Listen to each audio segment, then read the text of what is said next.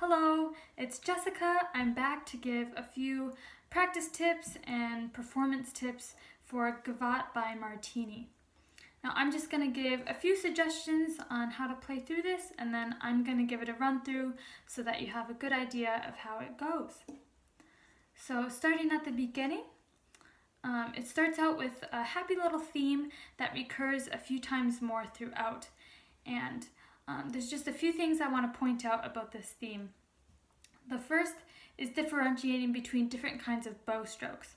So the first two notes are hooked and staccato and short.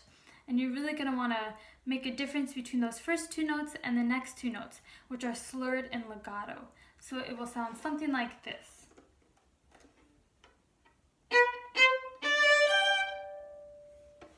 So you're really going to want to bring out the shortness and sharpness of the staccatos and then the smoothness and legato of the slurs.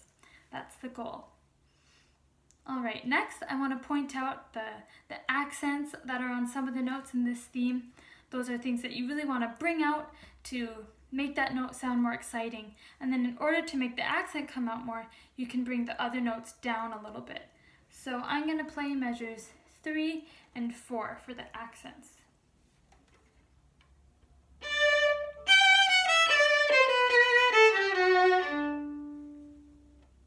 Another thing that I did there was I added a little bit of vibrato on the accents just to make the notes sing a little bit more.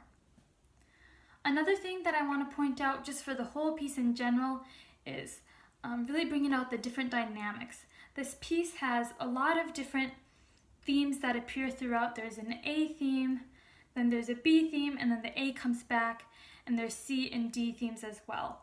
And each of those themes starts with a different dynamic. So at the beginning we have mezzo forte, so we want to sound confident and happy to bring out the personality of the theme. And then when the B theme starts in the pickup to measure 9, it's piano and it's going to sound a little sadder.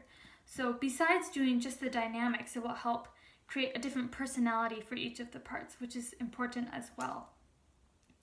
I think there's one spot in here where it reaches fortissimo.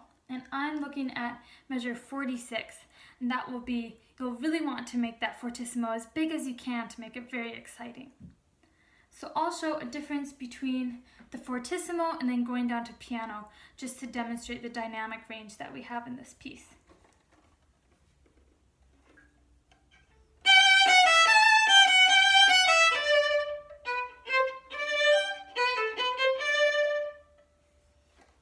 So hopefully that gave you a good idea of going from a very loud dynamic to much quieter. One more thing I want to bring up here is having a steady tempo throughout. This piece has a lot of different personalities, but the tempo doesn't really vary. It stays allegro moderato all the way throughout. So if you're wondering if you are staying steady or if you can't tell, I recommend practicing with a metronome to help keep your pulse steady all the way throughout. So with all things in mind, I'm going to play this through for you so that you can get a good idea of how it goes.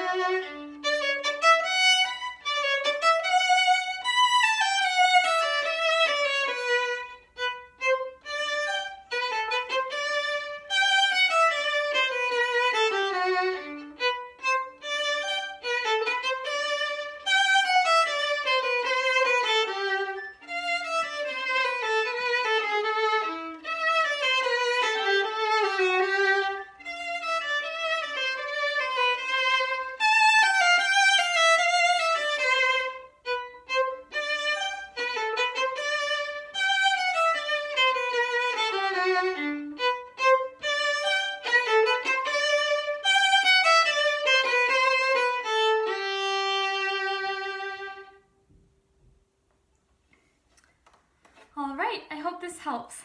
Thank you.